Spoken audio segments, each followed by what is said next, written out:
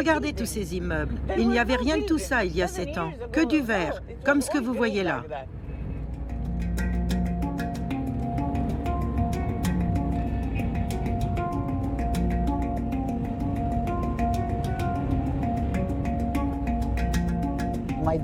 Mon rêve était d'ouvrir une bibliothèque au village pour les petites filles.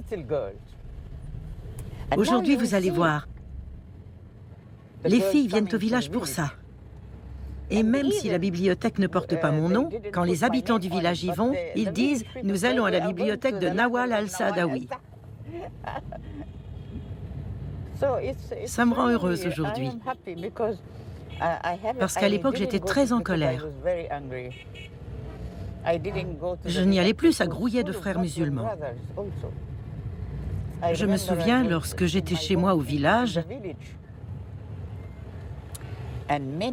des frères musulmans, des salafistes et des fanatiques voulaient ma peau. Ils venaient chez moi armés de bâtons pour me battre.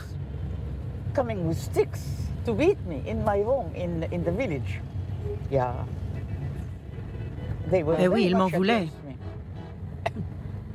Parce qu'ils travaillaient avec le gouvernement. Les frères musulmans et les salafistes collaboraient avec le gouvernement de Moubarak.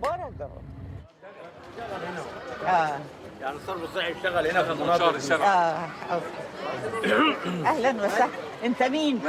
ازيك يا مجدي هو اللي جابني. انت لما كلمتني انا جبت كل بقى الله يخليك يا دكتوره منورين والله. منورين. انا مجدي سراج. امال فين مدير المكتبه؟ اهلا وسهلا.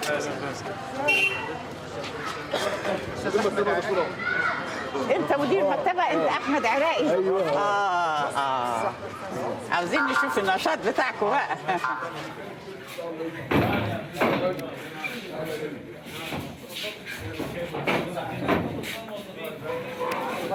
اهلا وسهلا. مين كمان معاك؟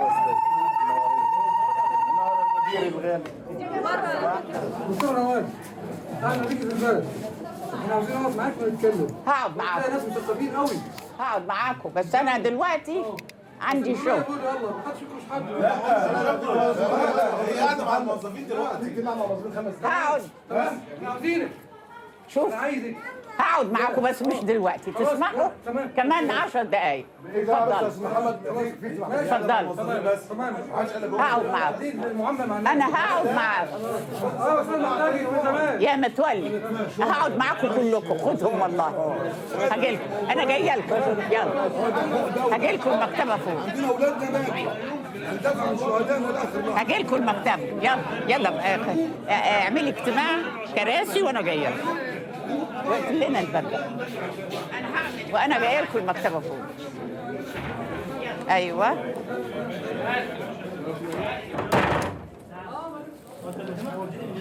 والله شايفين واجب يا باشا. عايزين نقعد. احنا عايزه اقول لكم حاجه. المكتبه اتعملت عشان البنت دي. اسمك ايه؟ هدير. هدير. انا كنت قد البنت دي في قريه كفر طحي. وكان عندي حلم اقرا اكتب. ما كانش فيه لا كتب ولا مكتبه. كنا اشتري مثلا لب فأزأز اللب وبعدين اقرا القرطاس لان ما فيش كتب. فكان حلم حياتي يبقى فيه مكتبه عشان هدير تلاقي كتاب تقراه.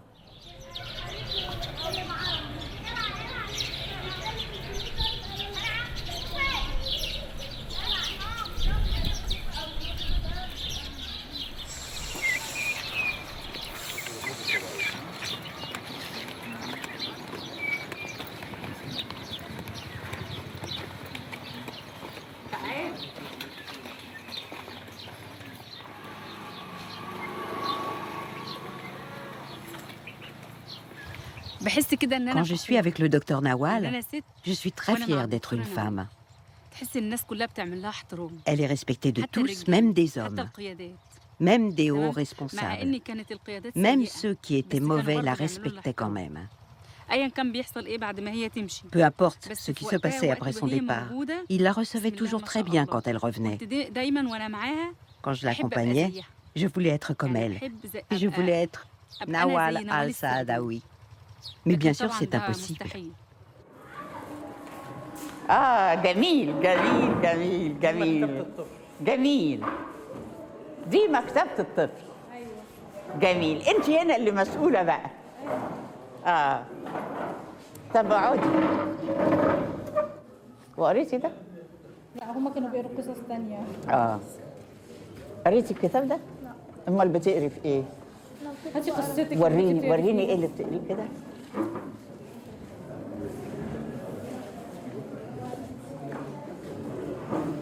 كتاب الأصوات.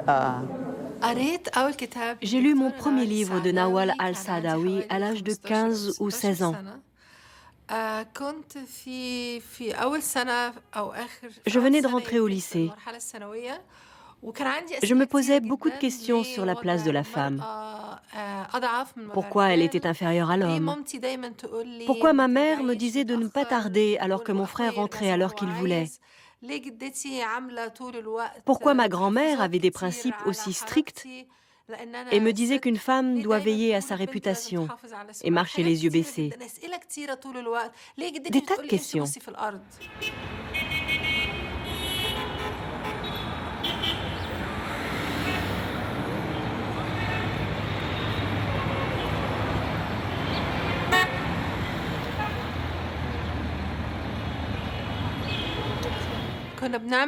Nous avions un club de lecture où nous nous retrouvions pour débattre des œuvres de Nawal al-Saadawi. C'était une vraie révolution pour nous. Ça remettait en question nos vies personnelles. On se disait « Ah mais oui, c'est pour ça qu'on nous demande de nous couvrir et que ma grand-mère me dit de baisser les yeux. »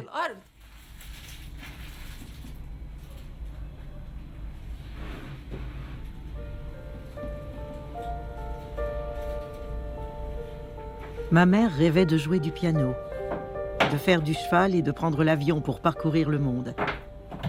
Si mon père ne m'avait pas mariée, disait-elle, j'aurais terminé ma scolarité. J'aimais la lecture et l'écriture. Je voulais accomplir quelque chose d'important dans ma vie et pas seulement mettre au monde enfant après enfant comme des portées de chatons. Oui, elle voulait lire, écrire et changer le monde. Mais elle a passé sa vie à la cuisine, à nourrir ses 9 enfants et leur père. Mariée à 15 ans, elle en avait 45 quand elle est décédée, sans avoir réalisé un seul de ses rêves. Mon père aimait la poésie et la littérature. Un vieux rêve d'enfant le travaillait. Devenir un grand écrivain ou un poète, l'égal d'un Ahmed Shawki ou d'un Hafez Ibrahim. Il avait connu la corruption de la monarchie, l'occupation britannique, le creusement du fossé entre riches et pauvres. Il faut que la population s'éveille et se soulève, disait-il souvent. Je me demandais si je ne faisais pas partie, moi aussi, de ceux auxquels il adressait cette injonction.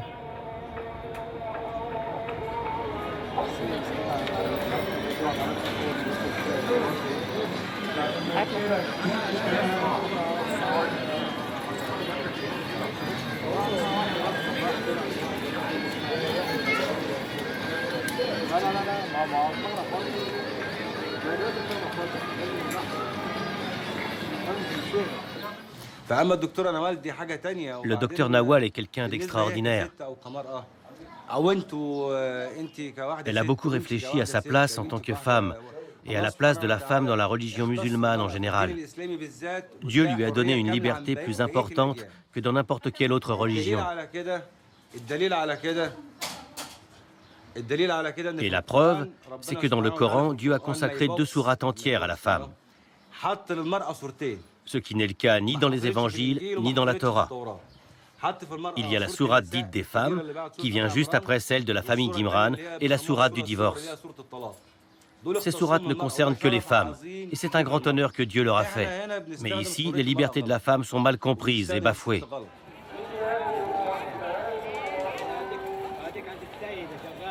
Mon père répétait souvent « Dieu est sagesse » ou « Dans la religion, il faut croire avec son cœur » car l'esprit humain est incapable de pénétrer la sagesse de Dieu. Mais si cette sagesse était inaccessible aux hommes, pourquoi lui donner ce nom-là ? Et à qui s'adressait-elle? J'ai décidé de lire le Coran de la première à la dernière page. Dieu n'y parlait à Ève que par l'intermédiaire de son époux Adam. Le nom de Khadija, la première épouse de Mohammed, n'apparaissait nulle part. En guidant son mari vers la voie qui avait fait de lui le prophète, elle avait pourtant contribué à la création de l'islam. Quand Dieu s'adressait aux femmes, c'était uniquement par l'intermédiaire des hommes. Pour le reste, il ne parlait qu'aux hommes. Pourquoi? Pourquoi un homme valait-il deux femmes?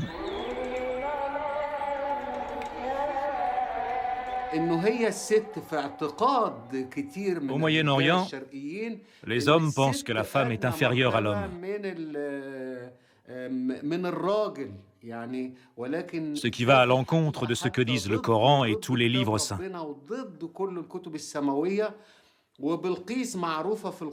La preuve en est que Balkis, la reine de Saba, citée dans le Coran, consultait les hommes en disant « Ô notables, conseillez-moi sur cette affaire ». Mais c'est à elle que revenait la décision finale.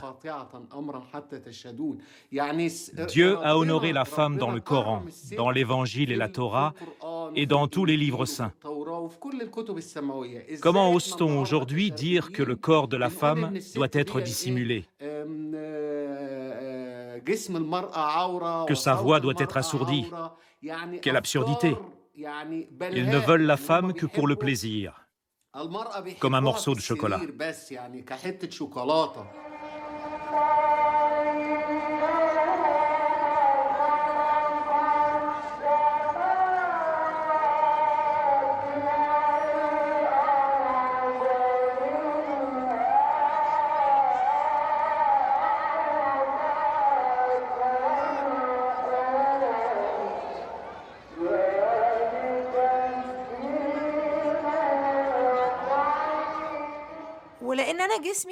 Dans la culture orientale, le corps de la femme est impur.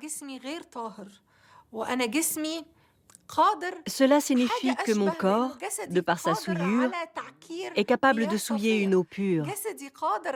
Mon corps peut souiller le Nil, il peut souiller un lac, la mer, un océan. C'est ce que ça veut dire. Et si je touche un homme, par exemple, même par-dessus ses vêtements, il doit recommencer ses ablutions pour pouvoir faire sa prière. Parce que le moindre contact physique peut éveiller le désir sexuel. Voilà ce que nous dicte notre culture.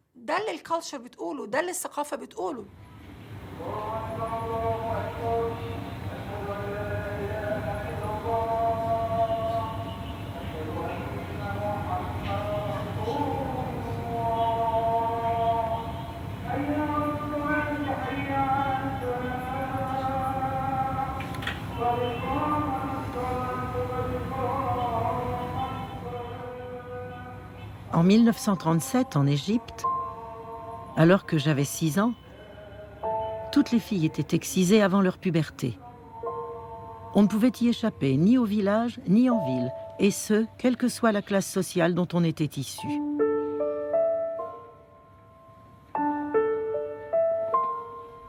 J'étais entourée par 4 femmes venues prêter main forte à la sage-femme Mouhammad.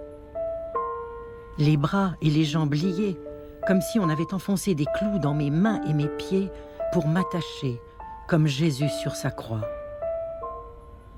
Depuis mon enfance, mon corps meurtri n'est toujours pas guéri de sa profonde blessure. La plaie a atteint mon âme et mon esprit. Je n'oublierai jamais ce jour d'été 1937. 57 ans plus tard, je m'en souviens comme si c'était hier. Je ne pouvais regarder mon corps nu dans le miroir, ni cette zone interdite, bordée de péchés et d'opprobre. Je ne savais pas s'il y avait d'autres parties de mon corps à amputer. La nuit, je restais les yeux grands ouverts. J'ignorais ce que me réservait encore l'avenir. Dieu seul connaissait l'avenir et les dangers qu'il dissimulait.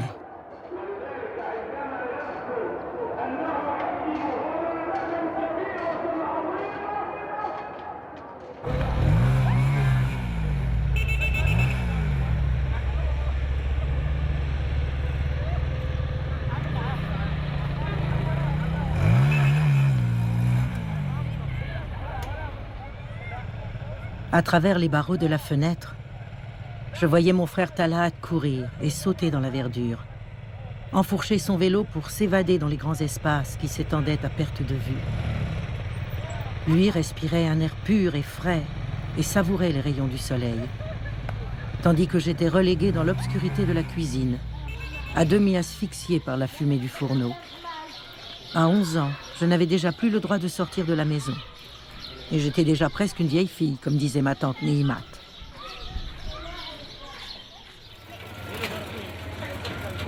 Jamais mon frère ou mon père ne mettait les pieds à la cuisine pour éplucher des oignons ou faire la vaisselle. C'est dans cette pièce que j'ai appris l'humiliation d'être une femme.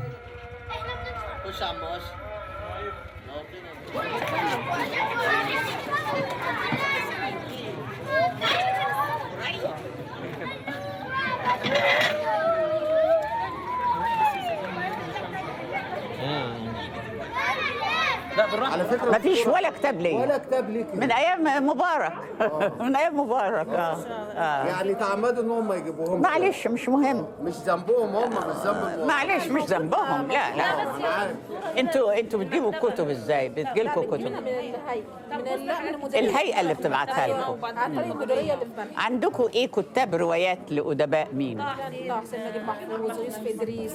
ومين في كتب لادوارد السعيد يعني الكتب اللي عندكم دي بتاعت زمان جدا بس على فكرة القيمة دي قيمة نعم قيمة يعني كل ما الكتاب قدم كل ما قيمته عالية لا بس عاوزين الأجيال الجديدة اللي بتكتب طبعا.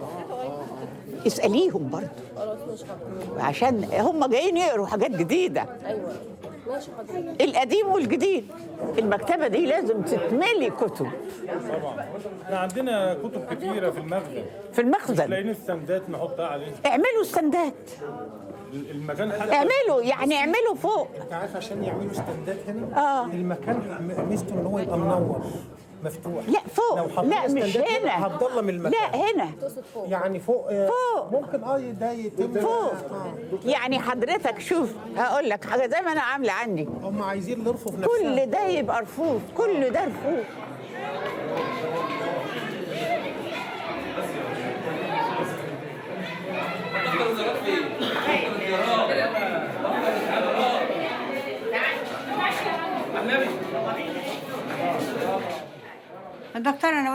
Je connais le docteur Nawal depuis l'enfance.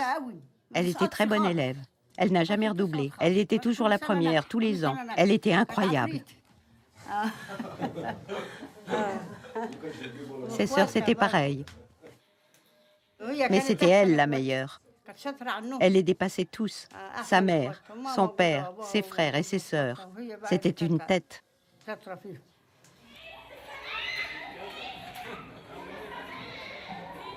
Seule l'école me permettait d'échapper aux murs étouffants et aux corvées ménagères. Au petit matin, je passais mon uniforme et quittais la maison avec l'empressement d'un prisonnier qui vient d'être relâché.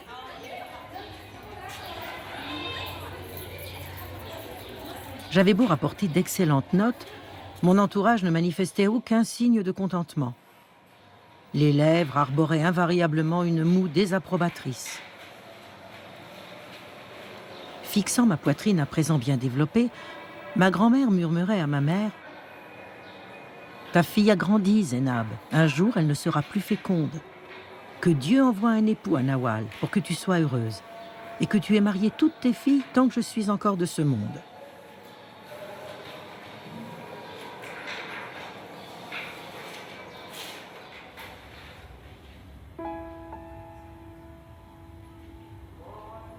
C'était le premier mariage auquel j'assistais à Kafr Taala. La mariée, ma cousine Zénab, était un peu plus âgée que moi.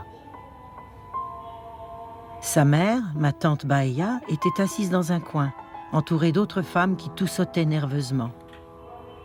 Elle s'essuyait délicatement les yeux du coin de son foulard.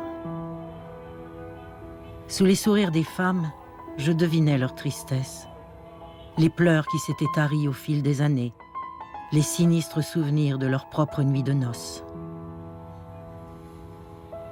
La mère de la mariée s'est soudain levée et a noué son foulard autour de ses hanches pour rejoindre les filles qui dansaient. Le marié s'est lui aussi mis à danser, soulevant un long bâton pointu au-dessus de sa tête. Ce bâton devait atterrir sur le dos de Zénab plus tard dans la soirée, pendant la préparation du dîner. La coutume voulait qu'elle tâte du bâton avant de goûter à la nourriture que son époux rapporterait à la maison.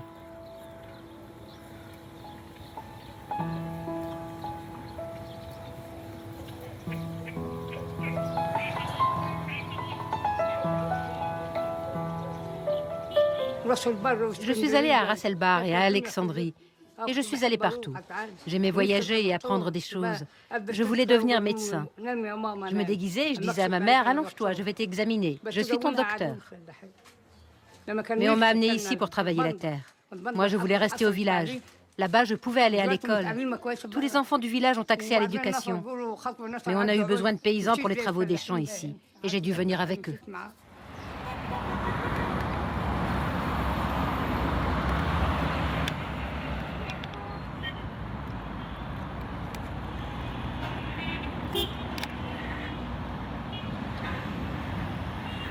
Après avoir casé ma cousine, ma famille m'a poussé à mon tour vers le mariage et sa débâcle annoncée.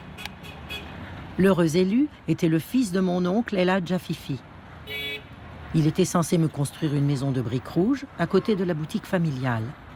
Sa mère devait m'apprendre à pétrir la pâte et à cuire le pain, à traire la bufflonne et à aller chercher de l'eau à la rivière avec une cruche de terre et à confectionner du combustible à base de fumier et de paille. Mais elle n'en a jamais eu l'occasion. Chaque fois qu'elle nous rendait visite et s'approchait de moi, je me rebellais comme un chien fou. Au bout d'un moment, mon fiancé s'est tout bonnement envolé, comme un pâle nuage d'été. Par la suite, ma famille a fait des gorges chaudes de ce prétendant disparu précipitamment de la circulation. Il ne devait pas être le dernier.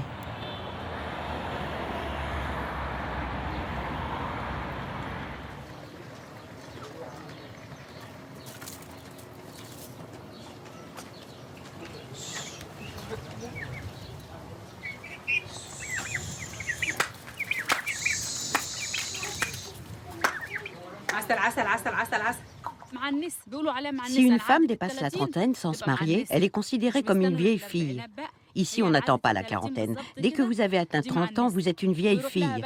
Vous ne recevez plus que des demandes en mariage de la part d'hommes divorcés, ou déjà mariés, ou de vieillards. Votre vie est terminée.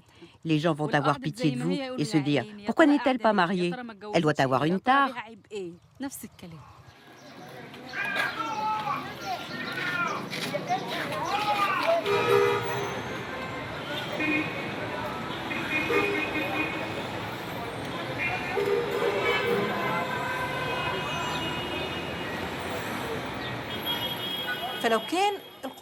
S'il est écrit dans le Coran, ou l'Évangile, ou n'importe quel livre saint sur lequel les gens se fondent, les hommes ont autorité sur les femmes, et qu'on en déduit que l'homme est plus fort, meilleur, supérieur, et que c'est lui qui décide, alors ça ne m'étonne pas qu'on m'ait toujours appris que j'avais besoin d'un homme dans ma vie pour se charger de ce que je ne saurais pas faire. Cet homme pouvait être un père, un frère, un mari ou un oncle. Il devait être là en permanence pour jouer ce rôle. J'ai grandi avec la certitude que j'avais besoin que quelqu'un s'occupe de moi et me prenne en charge. Puis un jour, Nawal al-Saadawi m'a dit « Tu es responsable de toi-même. Tu n'as besoin ni de mari, ni de père, ni de frère pour s'occuper de toi. Tu en es capable seul. »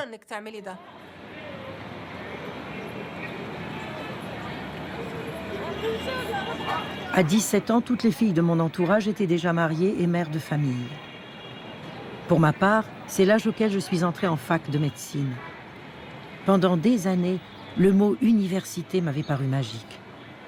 Et voilà qu'à l'automne 1948, je devenais étudiante à l'université Fouad Ier de Gizeh.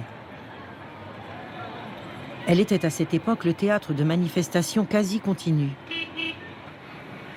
Mon cœur bondissait quand je trouvais en arrivant des étudiants en train de scander des slogans tels que « À bas les Britanniques » ou « À bas le roi ». Cela me rappelait mon enfance, l'époque où je rêvais de faire table rase et de changer le monde. En juillet 1953, la monarchie a été abolie et l'Égypte est devenue une république. Parmi les mesures adoptées par le régime révolutionnaire figurait la création de dispensaires dans les régions rurales. J'ai ainsi demandé un poste dans mon village natal.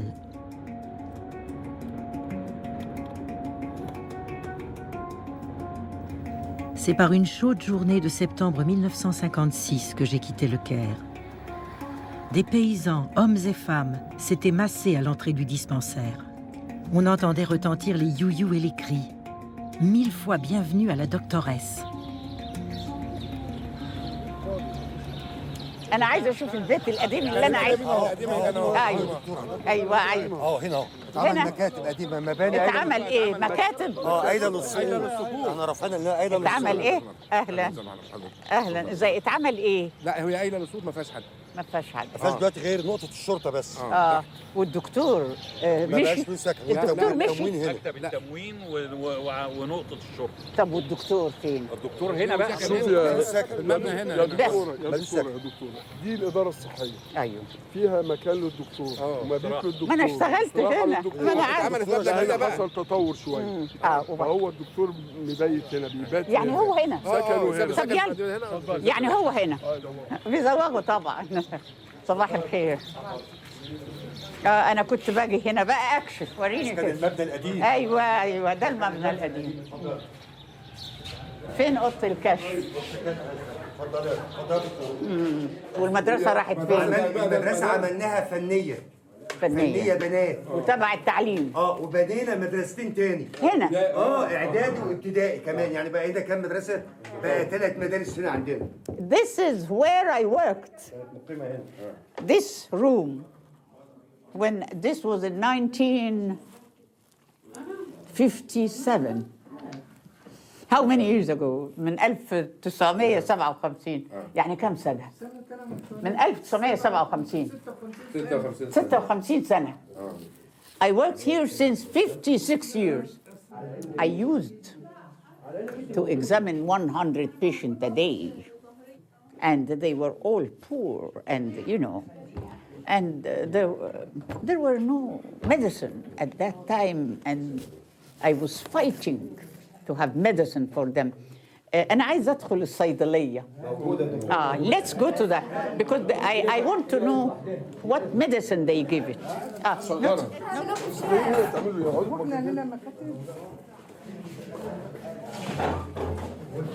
فين الصيدلية هنا؟ الحاج صابر السعداوي الله يرحمه. فاكره؟ طبعا. ابن عمك. جدها. جدك. أهلا وسهلا. Elle n'avait pas sa pareille. Elle était la meilleure, la plus jolie, et tout le monde la réclamait. Elle guérissait tous les malades. C'était un très bon médecin.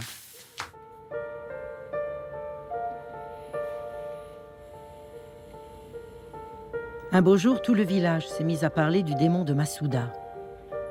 J'ai fini par obtenir l'autorisation de l'examiner et j'ai rédigé le diagnostic suivant. La patiente Massouda Zedan souffre d'une pathologie nerveuse. Elle doit être hospitalisée et placée sous surveillance médicale jusqu'à une amélioration de son état. Une fois guérie, je recommande qu'elle ne retourne pas au domicile conjugal, car son mari est à l'origine de ses troubles de santé.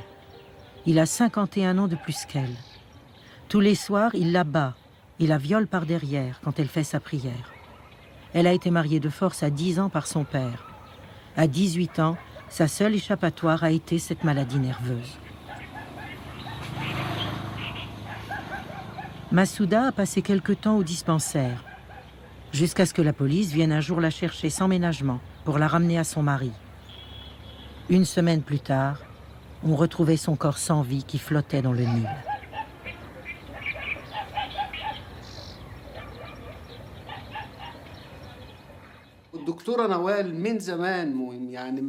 Juste après avoir obtenu son diplôme, le docteur Nawal a participé à une réunion à la Chambre des députés en présence du président Gamal Abdel Nasser, paix à son âme. On y a posé la question suivante: qui est le paysan égyptien? Et le docteur Nawal, à la surprise générale, a eu une réponse criante de vérité nue qui a beaucoup choqué. Elle leur a dit: le paysan égyptien est celui qui pisse du sang.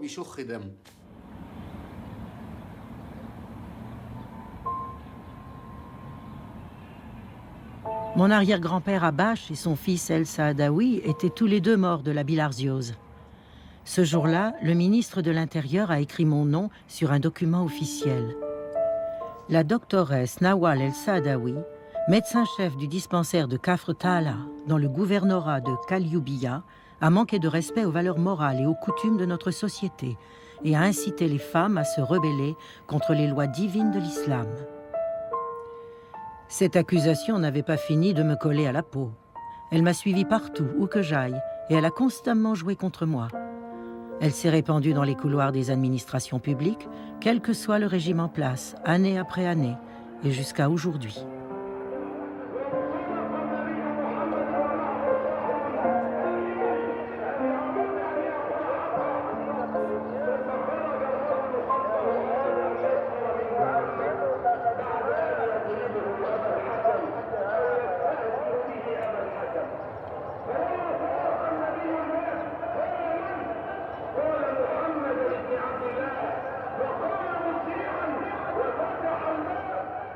J'ai des évanouissements et ça peut durer plus d'une demi-heure. Vous ne sentez rien? Rien du tout. Ça fait combien de temps que vous avez ça? Très longtemps. Depuis toute petite. Depuis toujours, je crois. Depuis toujours. Avant de vous marier? Oui, on m'a mariée à un paysan. Et quand ça vous arrive, comment réagit-il? Comment il réagit, lui? Oui. Je me réveille entourée des voisins. C'est ma voisine qui me réveille, en général. Et il ne fait rien? Rien du tout. Et en plus, il vous bat? Il me bat et il me laisse là. C'est ma voisine qui me raconte ce qui s'est passé. Elle me dit, il a fait ci, il a fait ça. Et quand je lui demande de l'argent, un coup c'est oui. Vous n'avez pas d'argent? Pas un sou. Je ne suis pas allée à l'école, alors je ne travaille pas.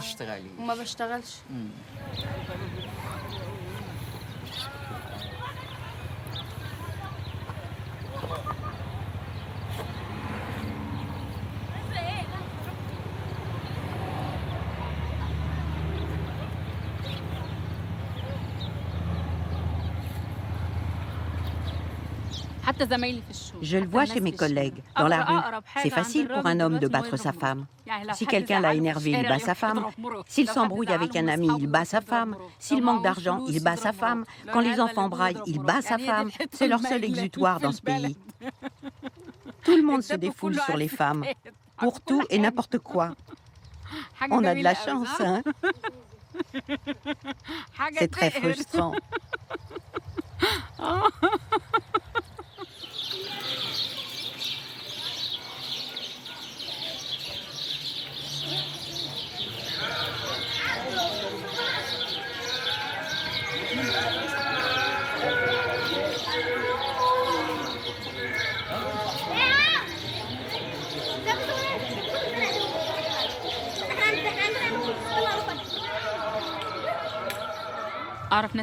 Je connais des femmes mariées avec des enfants qui pleurent tous les jours parce qu'elles n'ont pas assez d'argent. Vous avez celles qui ne peuvent pas marier leurs enfants, celles qui n'arrivent même pas à nourrir leurs enfants, celles qui sont battues régulièrement. Si elles réclament de l'argent, si les enfants ont faim, si les enfants veulent aller à l'école, tous les prétextes sont bons pour prendre une raclée. Elles sont opprimées et humiliées toute leur vie. Tout repose sur leurs épaules. Elles vont aux champs seules, s'occupent de la maison, des travaux agricoles, tirent les buffles et assurent la traite. Tout ça sans aucune reconnaissance. J'en connais beaucoup ici, malheureusement. Je les vois pleurer, même les femmes âgées. Malgré leur âge, elles sont soumises à leur mari. Voilà ce que subissent nos femmes jusqu'à leur dernier souffle. Pourquoi? On ne sait pas. C'est notre lot, on n'y peut rien. C'est comme ça.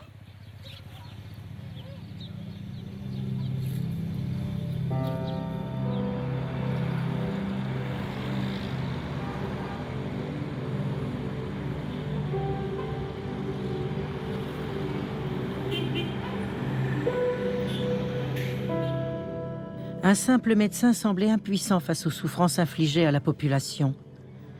J'ai compris à l'époque combien la maladie et la pauvreté étaient liées à la politique, à l'argent et au pouvoir. et combien la pratique médicale était éloignée de la vie quotidienne. Pour moi, l'écriture est devenue un acte de rébellion contre toutes les injustices perpétrées au nom de la religion, de la morale ou de l'amour. Un jour, en rentrant de l'école, la porte de l'appartement avait été forcée. Les voisins m'ont alors appris que ma mère avait été arrêtée. Puis on a commencé à la chercher. Elle avait disparu. Nous sommes restés plusieurs jours sans savoir où elle avait été emmenée.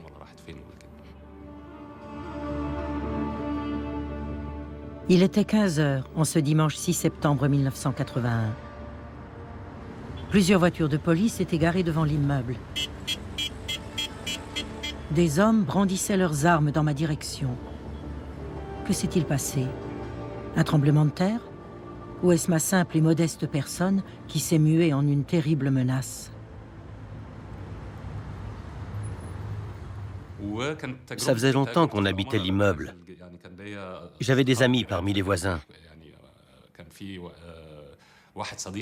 Notre voisin de palier m'a raconté qu'il avait observé la scène à travers le Juda.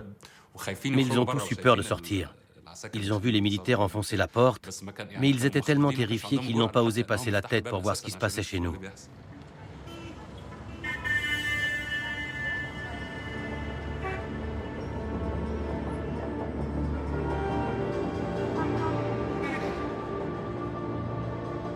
Le parcours improbable qui m'a mené jusqu'à la prison a duré plusieurs heures, au cours desquelles j'ai vécu dans le noir le plus total. Telle une aveugle, je ne me suis pas aperçue que la ville du Caire s'éloignait derrière nous, ni que la rue que nous empruntions n'était pas la mienne. Je l'avais prise pour ma rue, et de loin la tête qui regardait par une fenêtre, je l'avais prise pour celle de mon fils. J'ai même failli l'appeler, mais je me suis retenue. Le moment le plus terrible pour moi a été celui où il m'a fallu entrer dans la cellule. 2 jours plus tard, j'ai vu le docteur Awatef Abdelkarim entrer à son tour dans la cellule. C'était une amie de longue date. Je l'ai accueillie avec joie et lui ai dit en riant « Pourquoi as-tu tellement tardé, Awatef ?»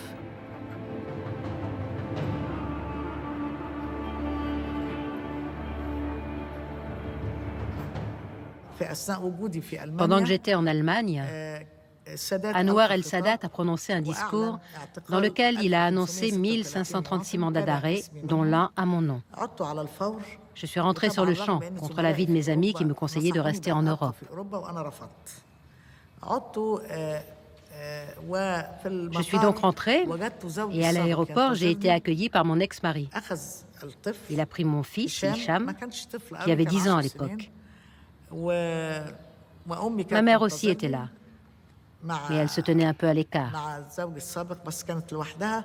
Je me suis dirigé vers les policiers et j'ai été arrêté avant même de quitter l'aéroport. Anwar el-Sadat nous accusait d'être à l'origine d'un clivage sectaire et de conspirer contre la nation. Une grande inquiétude régnait, dans la prison et au dehors. Les gens avaient peur de sortir dans la rue.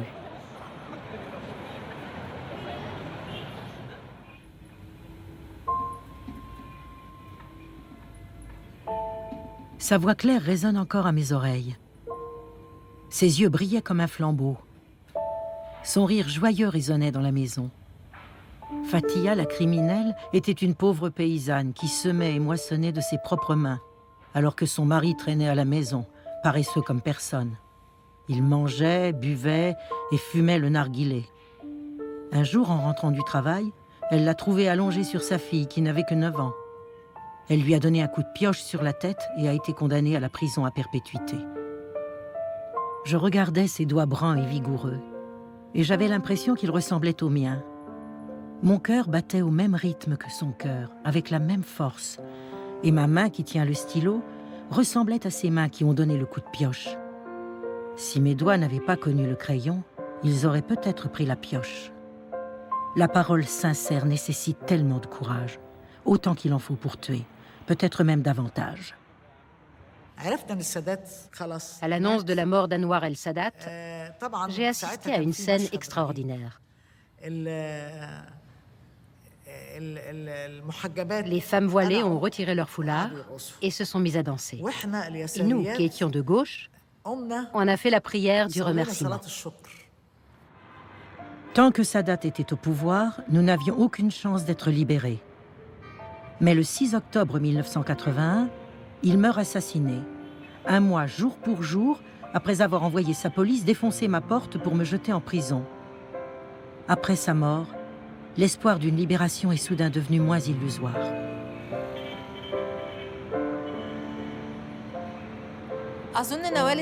Je pense que si Nawal al-Saadawi a fait tout ça, c'est pour nous transmettre le message suivant. Continuez. Je suis une femme. Je viens de la campagne. Je suis une femme tout à fait ordinaire. Et je continue mon combat, malgré les pressions, la prison et les diffamations. Nawal al-Saadawi a été énormément calomnié. Mais je continue, j'y crois, j'y tiens, et je ne reculerai devant rien.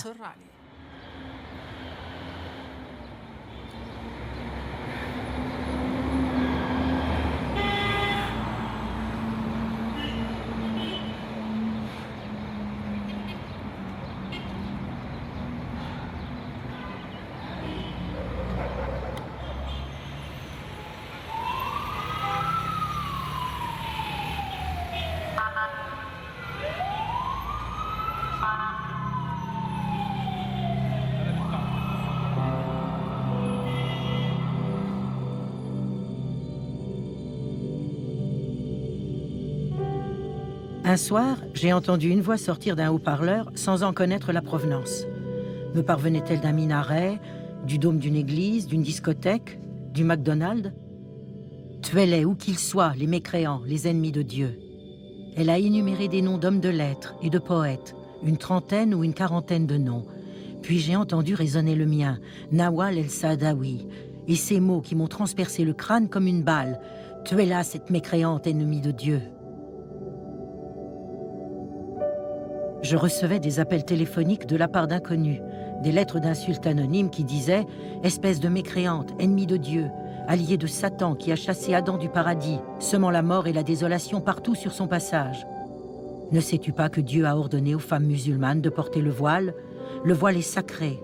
Comment peux-tu inciter les femmes à désobéir à Dieu? Tu ne mérites que la mort. »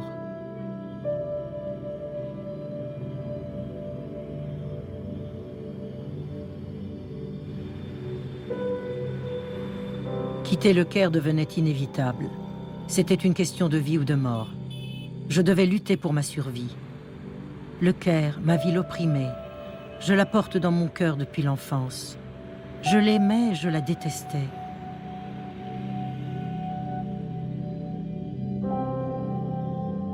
Le harcèlement, la traque et la prison. Les douleurs de la défaite et les délices de la lutte. Tomber et se relever. Se relever et retomber. Le Caire me sert la vie et la mort dans la même coupe.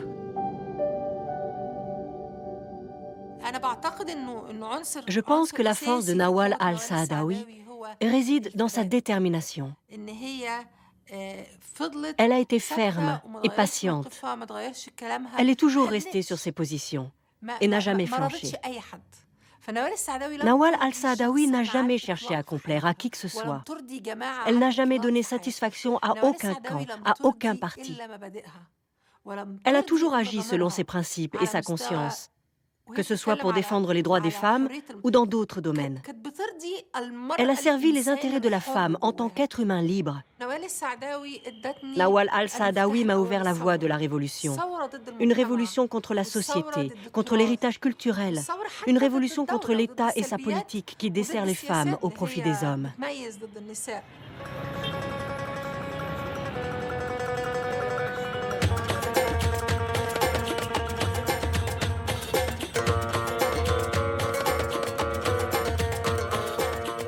Des millions d'hommes et de femmes, musulmans ou chrétiens, toute idéologie et croyance confondues.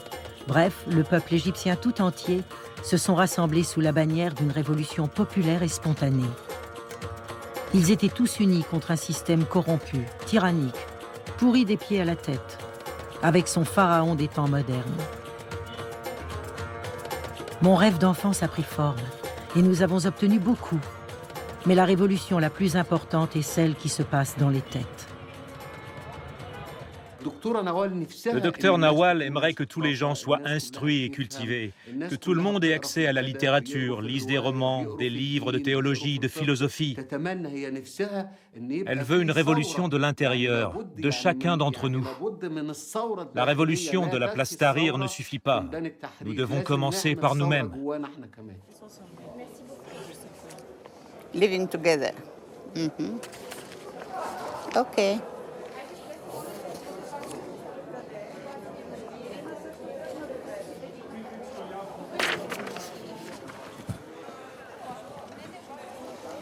I think I need one of these. Yeah.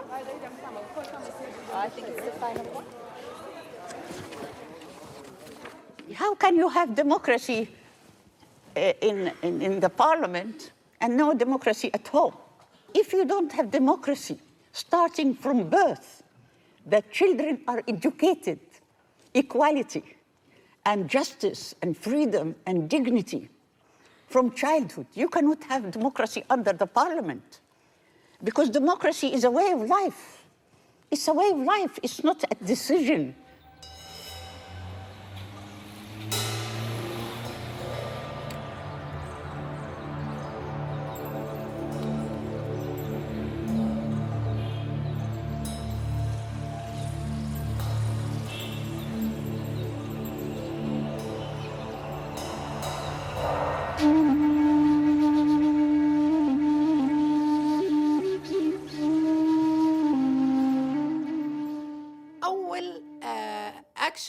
La première réaction des frères musulmans quand ils sont arrivés au pouvoir a été de lancer une campagne sanitaire dans les villages et les milieux défavorisés. Il s'agissait d'apporter une aide médicale aux plus démunis. Seulement, dans les prospectus qui étaient distribués, on pouvait lire en tout petit la ligne suivante. Les médecins sont prêts à pratiquer l'excision gratuitement. Si vous réussissez à assujettir le corps des femmes, vous dominerez la société tout entière.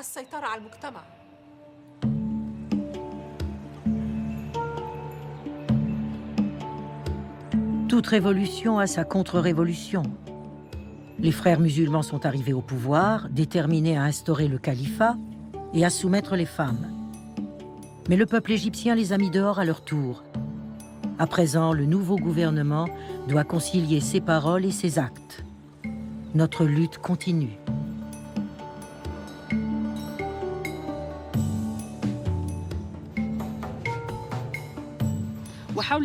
Le docteur Nawal a fait énormément de choses pour les filles ici au village et a monté des projets dans ce sens.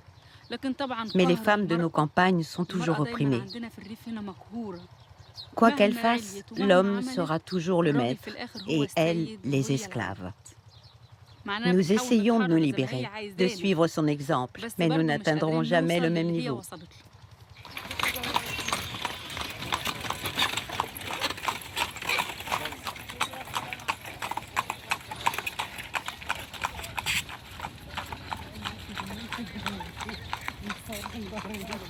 We are very comfortable in this room. We are the elite. We are the elite. Of course, I came from a very poor family, but I became part of the middle class by my education. We are 2% of our societies, but 98% are suffering. And those people who made the revolution in Egypt, without the 98%, we couldn't have removed Mubarak. But we used them in the revolution, and then we come here and we become the heroes of the revolution. The heroes of the revolution are dead. They are in their graves, or they are in prisons. Many of the revolutionary young men and women in Egypt now are in military prisons. You managed to encapsulate not just politics, but religion, and not just politics and religion. It is the agony, yes. It's everything it's what we live. Half an hour. An evocative and provocative way. It's provocative. At but I don't mean it. I speak my mind. And they react to me. Of course, I will not please everybody. Yes, of course. But then again, many famous people, many people who have been fighting for other people's rights haven't been there to please people in the first place. Yeah, yeah. They're there for a cause, and the cause and we pay is not popularity. We pay our blood. Yeah. I paid a very high price to say what I'm saying, you know. Yes, yes. It's not easy.